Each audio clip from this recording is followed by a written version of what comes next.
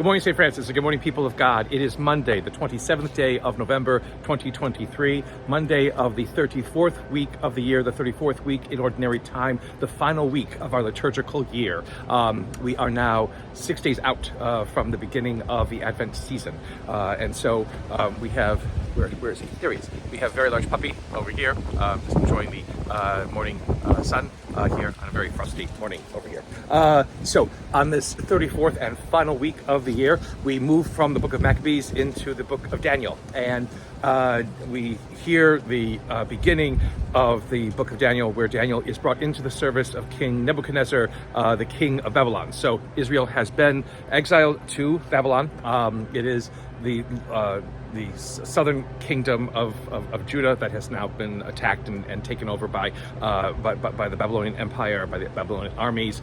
And King Nebuchadnezzar is a very interesting kind of man, and he will prove to be throughout the book of Daniel.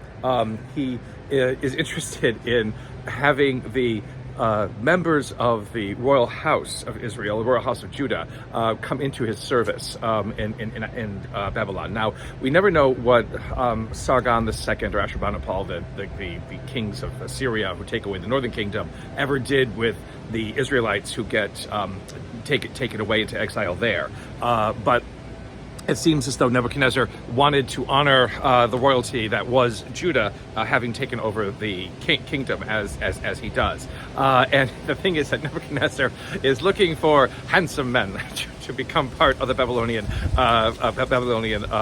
royal court. And that is, there should be nothing funny about that, because, again, Babylonians like to dress up.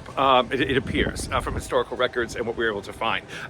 They wore dresses, long coats and long cloaks and things like that, which, again, other Middle Eastern countries and peoples would have found odd and strange. They liked to perfume themselves. They liked very ornamented beards, all kinds of things like that. So he's looking for very handsome men to come into his royal court. And it is Daniel and Hananiah, Azariah, and Mishael are the four that are kind of chosen from the royal court of Judah to become his advisors, or part of the royal court there, or whatever it is, his elders.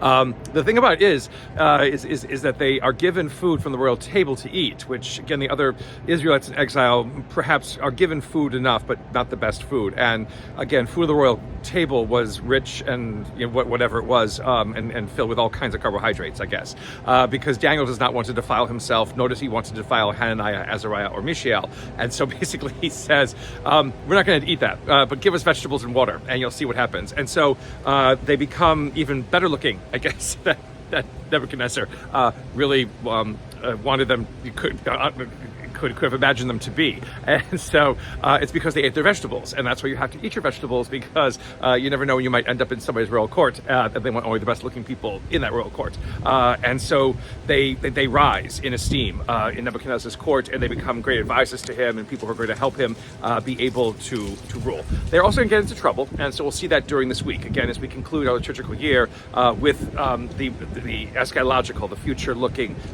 book of the Old Testament called the Book of Daniel. In the gospel today, it's a very short gospel, and it's about, again, the widow's mite, the widow who basically gives all that she has, 2 small coins, as other people are putting very large amounts into the temple treasury.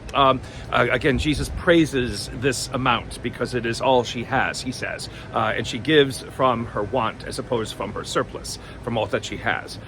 It never says that Jesus ever goes after this widow and basically says to her, you gave all that you have, here is more, go on, continue to live, because it just seems as though this is all she had.